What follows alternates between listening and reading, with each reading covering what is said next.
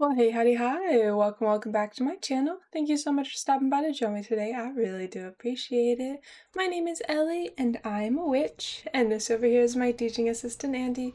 And today is Monday, and on my channel, that means it is Misheard History. And today's Misheard History topic is going to be El Dorado. Today is a little bit shorter of a video, so let's go ahead and jump right in.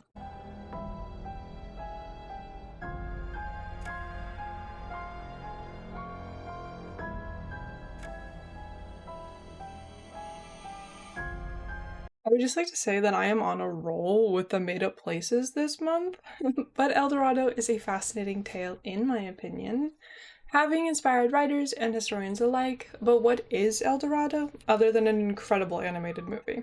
The legends talk about a lost city of gold which is believed to exist somewhere in South America, though it has yet to be found. Stories have been told since the 1500s, and countless people have searched for the treasure to no avail. But the question is, where did the legend come from, and what have we found along the way? There are so many countries to visit in South America, and the legend has never been specific as to where the treasure would be located, so let's talk about Colombia first. The Muisca tribe has existed in Colombia since about 800 CE, and they had the term El Dorado, but for them it meant tribal chief. It was never meant as a city of gold once you really look into the text from that time. What did take place were initiation ceremonies where the chief was covered in gold dust, taken to the center of Lake Guadavida, where gold items and items made with gems were thrown in as an offering to the gods. A version of that story is that the chief, covered in the gold dust, would submerge himself along with the items. This was to appease the gods because the people believed in the balance with their environments. When the Spanish explorers came around and heard the stories, they viewed it as an act driven by greed. It is stories like this and the subsequent outsider perspectives that crafted a tale of a special place in South America that was filled with priceless gold and treasure. Unfortunately, it was also due to these stories that the Spaniards drained Lake Guadavida and removed the gold, minus the trove supposedly hidden in the deepest part. Jump forward to the 1500s, where explorers began claiming that they had actually found El Dorado. Famously, Sir Walter Raleigh was said to have found the treasure, and maps at the time would actually have the location where he found it as a result. It was thanks to these maps, though, that Alexander von Humboldt was able to disprove the claim in the 1800s during his own exploration of South America. Looking at the practice in Colombia, that is an exceptionally compelling argument as to the origin, and would subsequently make the most sense locationally. It is not the only place that treasure hunters have looked, but now let's consider Peru. Going back to Cusco at the time of the Incas, we have Francisco Pizarro. He famously robbed the Incan city of its gold. Before he actually arrived, though, the Incans had months to prepare for the arrival. The treasure that the city had is rumored to have been hidden in a network of now ancient mazes that run underneath Peru and Ecuador.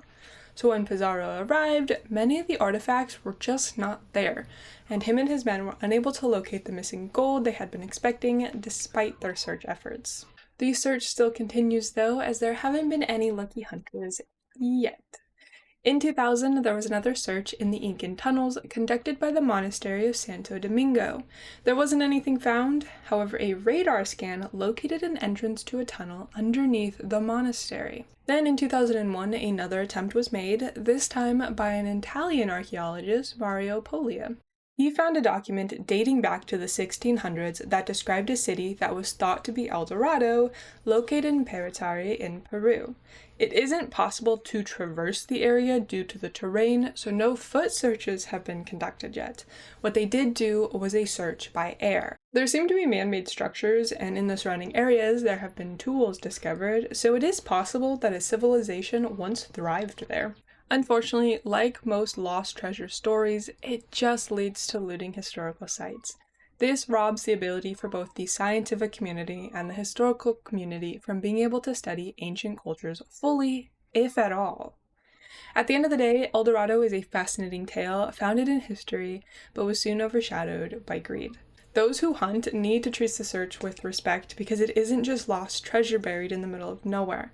The history has roots in real places where the items and land need to be respected. I implore those who are interested in the tales to look at the history and then dream, because dreams do not destroy real artifacts. I will say that there is so much more history, but it really ends up just being the same. This person looked for it and failed. Rinse and repeat. If you are interested in more searches though, I always include my sources and any further research for those interested in the description box. I also am open to revisiting and adding in more information in a future video. If that is something that interests anyone, just let me know either way. And that is all that I have for you today, a shorter video. I think that this one was really interesting. This is one that I came across that I hadn't already had on my list, and I have a long list of history topics and true crime videos and all that stuff. Like, I have these huge lists compiled, and then I normally just ignore them because I find something that I deem is more interesting.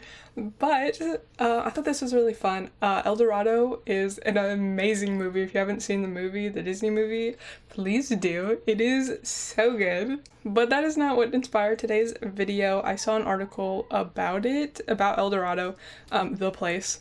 And I kind of just completely forgot that it was a thing, and so I looked into that. And I love the idea of like the lost cities, El Dorado, Atlantis, stuff like that. So if you have any lost cities or, you know, towns like I did last week, anything that's lost but we have like evidence of, please let me know, because I think researching this stuff is probably one of my favorite things to do, and unironically Atlantis will be my dissertation topic.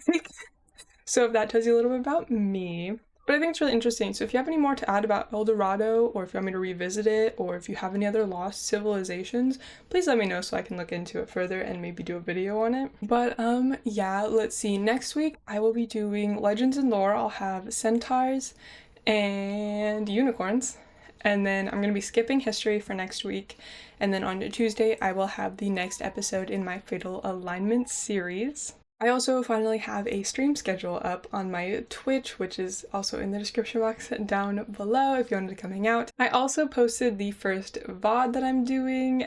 This one, it was the most recent before yesterday, but the next like 4 or 5 VODs have really shit audio in like game audio. So I apologize for that. I did not know, nobody told me. So I fixed that for yesterday's stream. But I'm going to be coming out with the videos that I did before yesterday's stream first. And so they're going to have pretty shit audio. So it's like 4 or 5 videos. And I think I'm going to be doing it Wednesday, maybe, and Thursday. Since I do 2 a week, I might skip, maybe do every other Thursday. So it's 1 VOD or 2 VODs a week. Not that really anybody's going to watch them, but you know, it's so y'all have the information. But yeah, that is all that I have for you today. I don't want to take up too much of your time, so I hope that you guys have a great rest of your day, and I will see you tomorrow. Bye!